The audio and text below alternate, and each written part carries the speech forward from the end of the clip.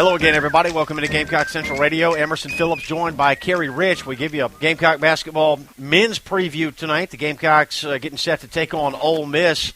South Carolina playing at Ole Miss in a 7 o'clock Eastern Time tip tonight. Ole Miss has got this new building, Carey, that they're playing in this year, the new pavilion on the Ole Miss campus, a beautiful facility, and it'll be the Gamecocks' first time playing in this new building on the Ole Miss campus. But Oxford, Mississippi has never been a very friendly environment for the Gamecocks. South Carolina 1-12 all time at Ole Miss. The Gamecocks only win coming there in 2008. So, Carey, the Gamecocks are ranked 24th in the country. Frank Martin's ball club off to a tremendous start at 16-1 and 3-1 in the SEC. That's good for third place in the conference right now, but a tough road test tonight at Ole Miss. It is a tough road test, but I see it as a two-sided coin. On one side, I see it as a very difficult task, a tall glass of water.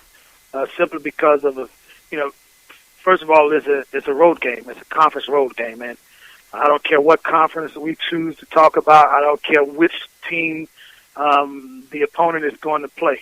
It's all very difficult in conference play when you're trying to get a win on the road. Secondly, they have a tough task in trying to slow down or minimize the leading scorer in the SEC, Stefan Moody, who's a dynamic scorer. He's a guy that gives it to you every way imaginable. He gives it to you off the bounce. He's able to get into the lane with his dribble penetration. He shoots not only just from the three-point line, but he shoots it 2, 3, 4 feet beyond the three-point line consistently. He has the ball in his hands all of the time. So that means as a defense, you have to be prepared for the pressure that he's going to put on you at any given moment during the possession. He's really, really good. He's a terrific scorer. And because of that, it's going to be a challenge for South Carolina. It's going to be a challenge for South Carolina, just like it's been a challenge for every other team to try to slow him or minimize him with regards to his scoring ability. The flip side of that coin is the fact that this is a big opportunity for South Carolina to hopefully get a big road win. And just being a little bit bigger than that, I go back to last year. This Ole Miss game was the one game I thought served as the downfall to the South Carolina basketball season. I thought it was the downturn. And even Frank Martin admitted that maybe he didn't manage some things correctly or properly in that game, and South Carolina never, ever recovered.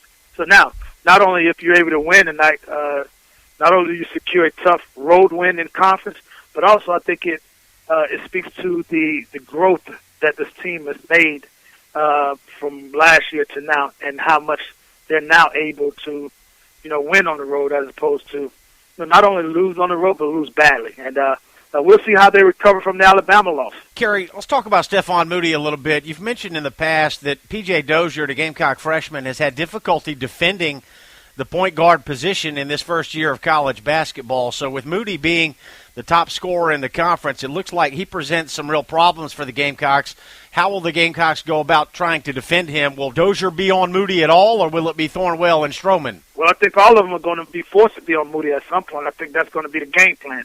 Not only will P.J. Dozier have trouble with Stefan Moody, but if you watch Stefan Moody play all year long, there hasn't been a defense to stop him. That's why he's the number one scorer in the SEC. And he's a volume shooter. He's their leading scorer. He's going to, so much of what they do will go through him, and so much is centered around what he's able to do.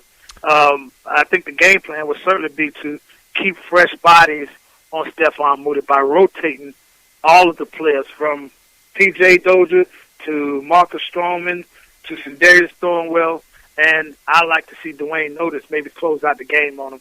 That's been the recipe that Frank has kind of used against some of the really, really good scoring guards. I expect to see some of that tonight. All right, Ole Miss is 12-5 overall. They're 2-3 in SEC play. They opened conference slate with a blowout loss at Kentucky.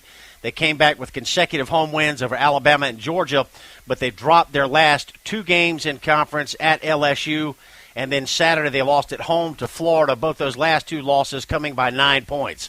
So it's South Carolina at Ole Miss in a 7 o'clock tip tonight. We're recording here on Tuesday. The Gamecocks are coming off a home win over Missouri. Sindarius Thornwell had a season-high 22 points.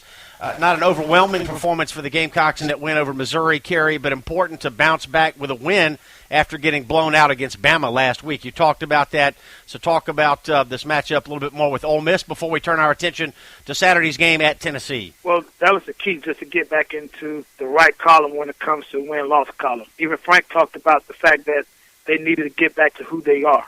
They needed to get back to their true identity. And even though the game was – they weren't overwhelming in how they played or how they beat Missouri, they were good enough to get it done. And they took good shots, just didn't make some of those shots. And that's one thing that a coach will always be able to live with.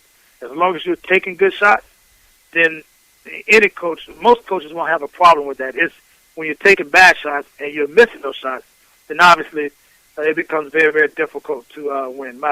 My old coach, Eddie Fogel, told me a long time ago, and he continues to say whenever we're talking basketball today, he said, show me a team that takes bad shots, and I'll show you a team that loses a lot.